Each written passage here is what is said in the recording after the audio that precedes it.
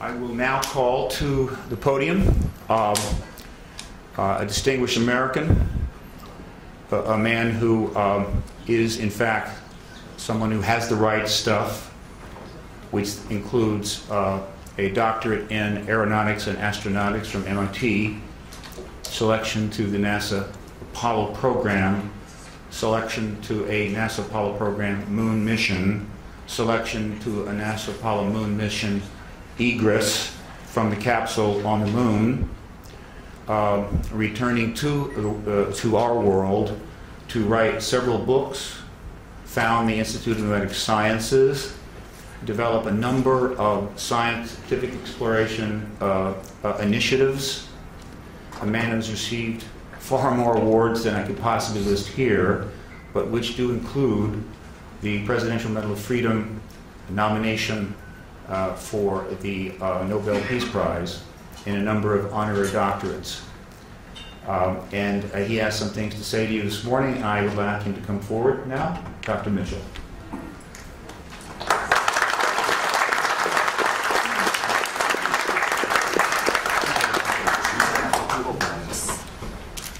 Thank you very much for being here. My story with regard to the disclosure process is very simple. I grew up in Roswell, New Mexico, the site of the first UFO crash, the alleged UFO crash. And my story is as a result of growing up there. I was a senior in high school, just going into my senior year in 1947, when on one day the Roswell Record announced that an alien craft had crashed, and the next day changed that story and said no, the Air Force said that was a weather balloon. And since I was on my way to college and more interested in those things, I didn't pay much attention to it at that point in time. However, my family was in the agribusiness. My grandfather was a cattle buyer and sold registered herds of bulls to the ranchers in the area, knew everybody in the area, in the Pecos Valley and beyond, sold cattle into Arizona, western Texas, and was affectionately known as Bull Mitchell in those parts. And so it was not unsurprising to me later on that the lore of the area, of our friends and the people in Roswell, including the Sheriff's Department, and a military friend of ours, a major, who was also turned out to be a friend of Jesse Marcel, who was the first Air Force officer on the site of the crash. And this Air Force officer was in administration. He was not really involved, but he eventually told me his story, and that's how I became involved.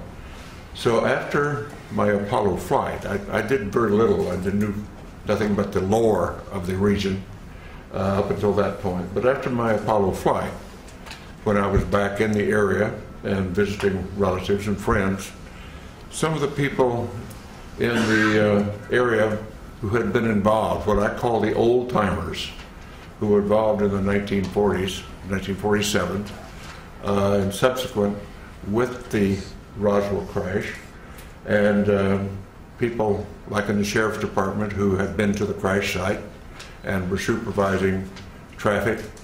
My friend and friend of our family, the Major, who was an office mate of in the administrative function at Walker Air Force Base. These folks, because they had been shushed and told not to talk about their experience by military authority in those days, and on dire consequence if they did, felt that here in the 70s, many years later, that they didn't want to go to the grave with their story. They wanted to tell somebody reliable. And being a local boy and having been to the moon, they considered me reliable enough to whisper in my ear their particular story and their association with the Roswell crash, including the family of the undertaker who provided coffins for the alleged alien victims, and others on site who had been involved or knew the story. And of course, eventually I ran into Jesse Marcel Jr., the son of the Jesse Marcel, who was the first military officer on the site, and knew his story, and knew his story well, and we became friends in later years in this disclosure movement. And at some point, about 10 years ago, and I can't remember what date it was right now, when the disclosure movement was going strongly, I came here to Washington with a Navy commander by the name of Will Miller and Dr. Stephen Greer, and we were able to get an appointment at the Pentagon to talk about what we knew, or what we allegedly knew, what we thought we knew, and went and told our story.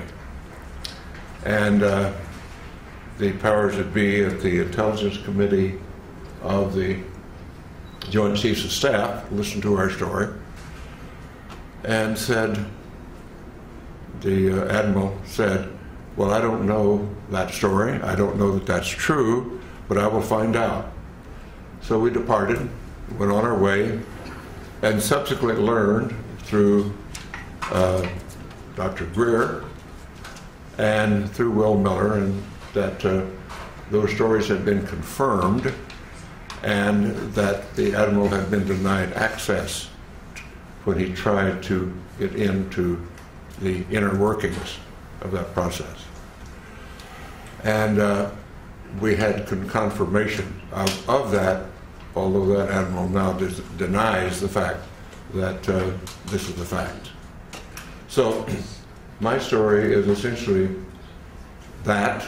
I do have no first-hand experience with the ET effort, except the fact that I know all of these research people that you'll hear from today, and some who are not here today, who have spent a long amount of their lives and time doing research into the alien visitation, UFO crashes, and so forth.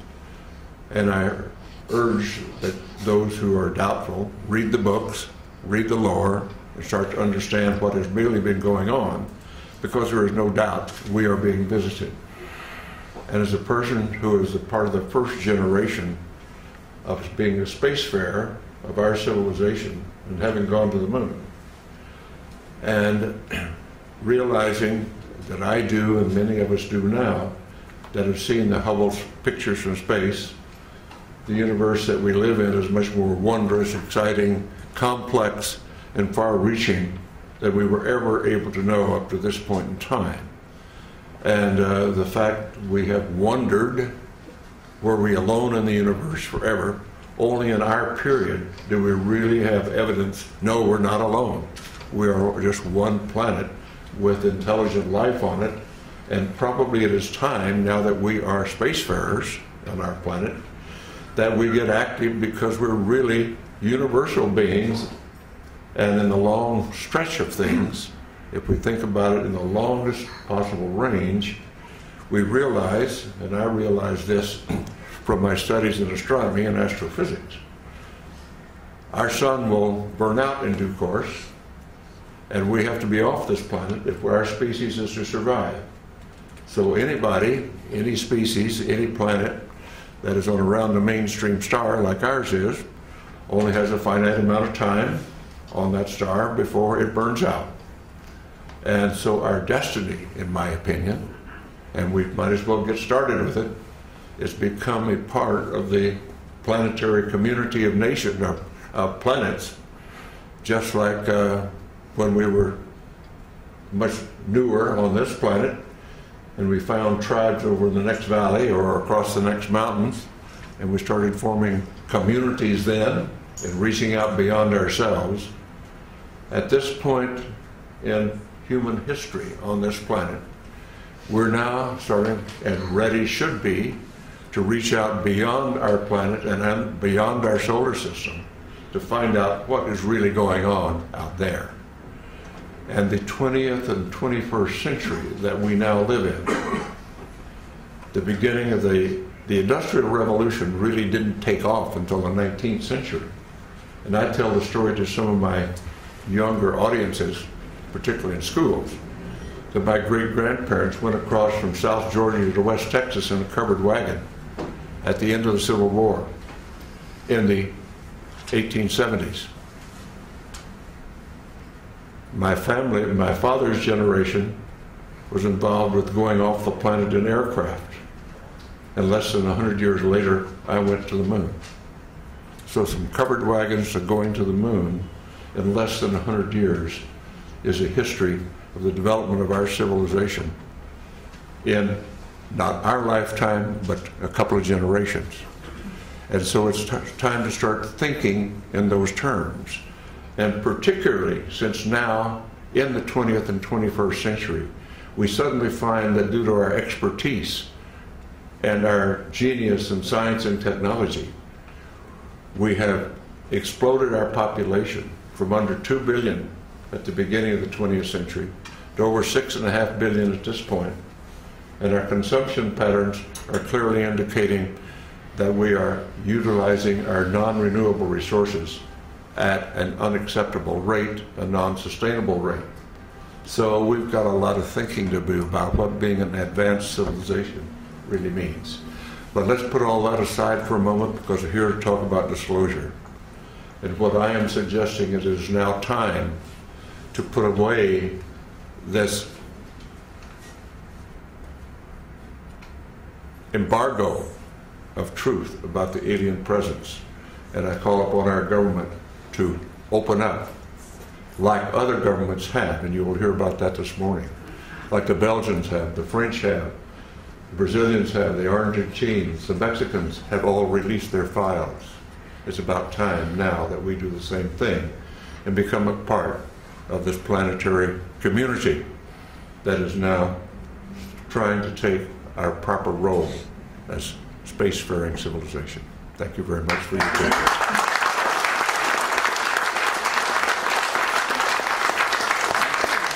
All right, now, would any of the media like to ask either of these gentlemen a question at this point?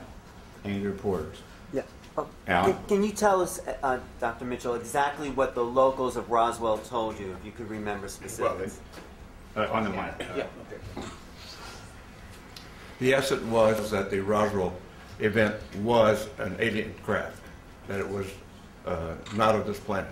That's the essence. What they really told me was their particular, each one had some particular part of it, like a sheriff's deputy was controlling traffic but heard from what the other people, what was going on. The family of the undertaker told about the small coffins that were created for the alien bodies. And my Air Force family friend said yes, he had heard the same thing from Major Brazel. Each one of them just told what their portion of the activity was all about. So putting it all together, the sum total was, yes, it was an alien spacecraft. Thank you. Okay. Another question? Just had another question about Sure. fellow astronauts talking to you about seeing space, UFOs in space. No, I have talked to all of the astronauts up through the Apollo program. And the only ones that have had UFO experience were in their Air Force careers, where were vectored to chase a UFO, never quite made it, couldn't quite get them in their sights or whatever. And that was Deke Slayton, and Gordon Cooper had his experience that's been well recited about seeing one land at Edwards Air Force Base, seeing the pictures of it. Suddenly the pictures disappeared into the vaults of Washington and never returned. But the military people that had UFO experience were in their Air Force careers before the astronaut program. And of course, being a military and Navy pilot myself, the stories among airline pilots and other pilots is they're just all over the places. And we're all told, shut up about it. I never chased one myself, but all my friends that did, where it was all the same thing, don't talk about it. Thank you.